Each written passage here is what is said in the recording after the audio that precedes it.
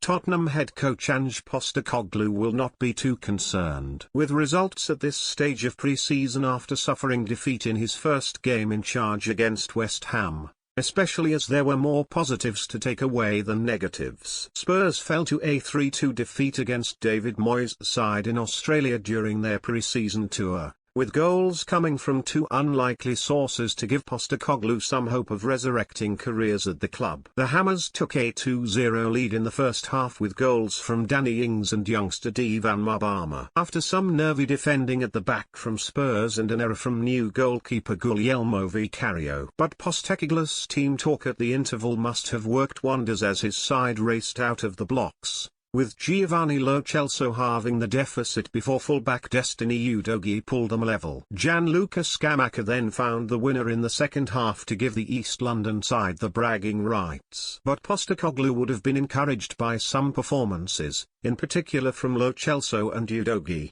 as he runs the rule over his squad for the upcoming season. Lo Celso, once a £52 million buy from Real Betis after impressing on loan, spent last season with Villarreal and looked certain to depart. However, the Argentinian proved he may still have a part to play at Spurs with an impressive performance overall, having nearly scored in the first half only to hit the woodwork. Udogie made his case for a starting spot too, with the youngster working his way into Postecoglou's plans after spending last season on loan with Udinese. The 20-year-old signed in a £15 million deal, which was arranged by former sporting director Fabio Paratici. And the Italian defender not only scored against West Ham, intelligently steering a header into the far corner from a tight angle, he showed his skill by leaving his teammates for dead in training this week too. The player's agent, Stefano Antonelli, indicated that he will be in Postecoglou's plans next season, despite encouraging interest from Italy's top clubs, as he prepares to make his official debut next month. And his return from being a forgotten man at the club last season could solve an issue at left-back for Postecoglou and Daniel Levy. Udogie's story is clear.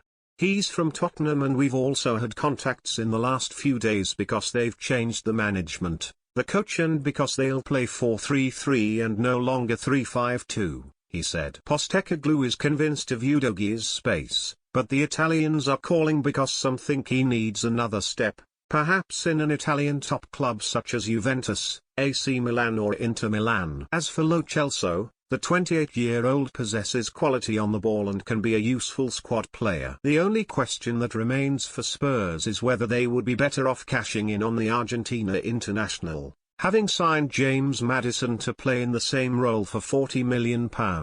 But with few takers for the attacking midfielder and Villarreal passing up the chance to seal a permanent deal, Spurs may well be keeping the pair for the time being. And as far as Postecoglou is concerned, that is something to celebrate rather than dread.